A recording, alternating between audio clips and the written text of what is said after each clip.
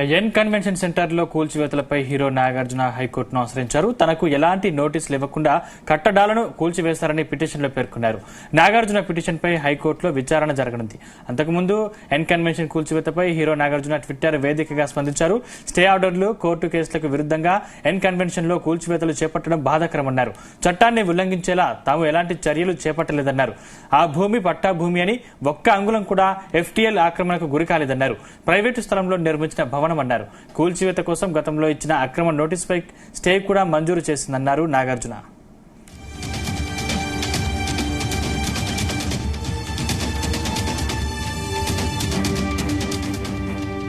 ఇక ఎన్ కన్వెన్షన్ కూల్చివేతపై హైకోర్టుకు హీరో నాగార్జున వెళ్లినట్టు తెలుస్తోంది. దీనికి సంబంధించి పూర్తి అప్డేట్స్ మా ప్రతినిధి రవితేజ అందిస్తారు. రవితేజ, ఇంతకు ముందే నాగార్జున హీరో ట్వీట్ చేస్తూ తను న్యాయ పోరాటానికి సిద్ధమవుతా ఉన్నాను, న్యాయంగా ఈ అంశంపై మేము లీగల్ గా తెలుసుకోబోతా ఉన్నాము, చట్టం పైన న్యాయం పైన కోర్టు పైన తమకు నమ్మకం ఉంది, కోర్టు ద్వారానే ఈ న్యాయం సాధిస్తామన్నట్టుగా కూడా తను సోషల్ మీడియా ద్వారా ట్వీట్ చేయడము, ఇమీడియట్ గా తమ న్యాయవాదులు హైకోర్టులో ఒక పిటిషన్ కూడా దాఖలు చేసినట్టుగా సమాచారం అందుతుంది. తనకు ఎలాంటి నోటీసులు ఇవ్వకుండా కట్టడాలను కూల్చివేశారంటూ కూడా పిటిషన్ లో నాగార్జున ఈ అంశాన్ని పేర్కొన్నట్టుగా సమాచారం అందుతుంది.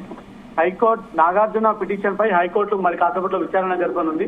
అంతకు ముందు ఎన్ కన్వెన్షన్ కూల్చివేతపై హీరో నాగార్జున ట్విట్టర్ వేదికగా స్పందించడము, స్టే ఆర్డర్లు, కోర్టు కేసులకు విరుద్ధంగా ఎన్ కన్వెన్షన్ లో కూల్చివేతలు చేపట్టడం బాధాకరం అంటూ కూడా తను ఈ విషయాన్ని కోర్టు దృష్టికి తీసుకెళ్లడం జరిగింది.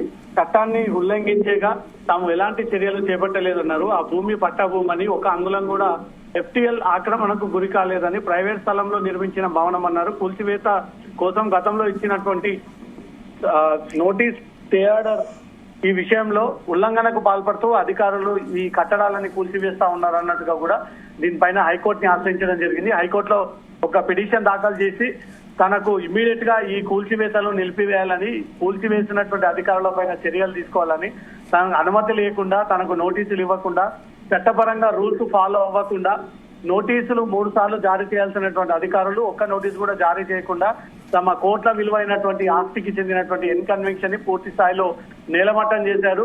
దీనికి ప్రభుత్వం బాధ్యత చేస్తూ హైడ్రా అధికారుల్ని రెస్పాండెంట్ కిందకి చేస్తూ, మున్సిపల్ రెవెన్యూ అధికారులను కూడా రెస్పాండెంట్ కిందకి చేస్తూ హీరో నాగార్జున హైకోర్టుని అప్రోచ్ అయ్యి హైకోర్టులో పిటిషన్ దాఖలు చేయడం జరిగింది. మరి కాసేపట్లో అది విచారణకు వచ్చినటువంటి వెంటనే కోర్టు ఏ రకమైనటువంటి నిర్ణయం తీసుకోబోతుంది అనేది మాత్రం ఒక క్లారిటీ రావాల్సింది. మొన్నటికి మొన్న జన్వాడ ఫామ్ హౌస్ కూల్చివేత అంశానికి సంబంధించి హైకోర్టు స్పష్టమైనటువంటి ఆదేశాలు ఇచ్చింది.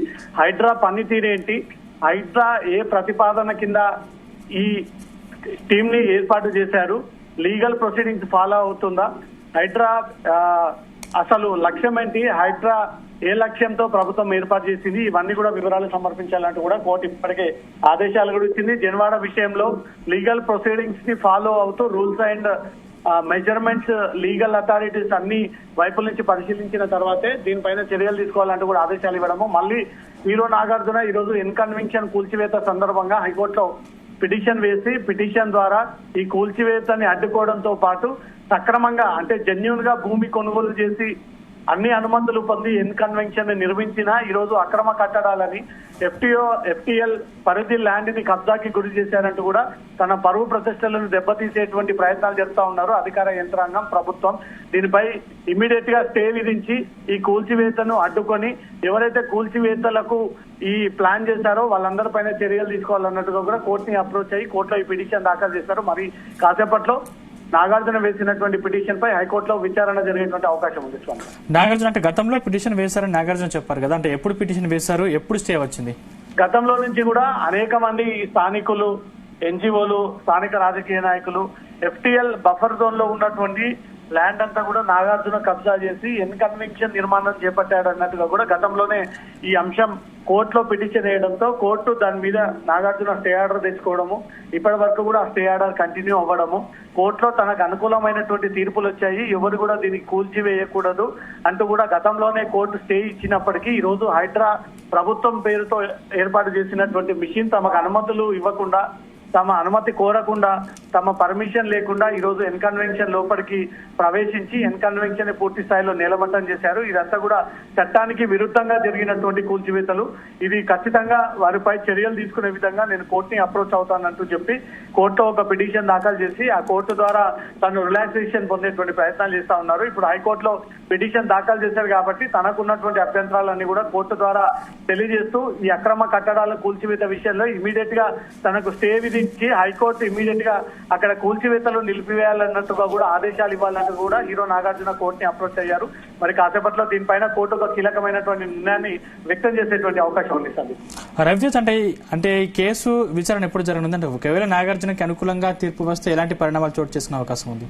ఎమర్జెన్సీ పిటిషన్ కింద, మధ్యంతర పిటిషన్ కింద, లంచ్ మోషన్ పిటిషన్ కింద కోర్టు ఒకవేళ భావించినట్టయితే 1.5-2 గంటలలో లంచ్ బ్రేక్ మధ్యలో ఈ పిటిషన్ ని కోర్టు స్వీకరిస్తే ఖచ్చితంగా విచారణ జరిపి హైడ్రా అనుమతులు ఉన్నటువంటి భవనాన్ని కూల్చేశారా, అనుమతులు లేనటువంటి ఎన్కన్వెన్షన్ ని కూల్చేశారా, దీనికి మీకు వచ్చినటువంటి ఫిర్యాదులు ఏంటి, మీకు ఉన్నటువంటి అభ్యంతరాలు ఏంటి, ఎఫ్టీఎల్ నిజంగానే కబ్జా చేసినట్టు మీ దగ్గర ఉన్నటువంటి ఆధారాలు ఏంటి, అవన్నీ కూడా కోర్టుకి ప్రొడ్యూస్ చేయమంటూ కూడా అటు ప్రభుత్వానికి ఇటు హైడ్రాకు కూడా నోటీసులు అందజేసి వారిని కూడా కౌంటర్ రిప్లై తీసుకునేటువంటి ప్రయత్నంగా న్యాయవాదులు న్యాయస్థానం ఈ రకమైనటువంటి విచారణ చేపట్టి ఖచ్చితంగా దీనిపైన సీరియస్ గా వ్యవహరించేటువంటి అవకాశం ఉంటుంది.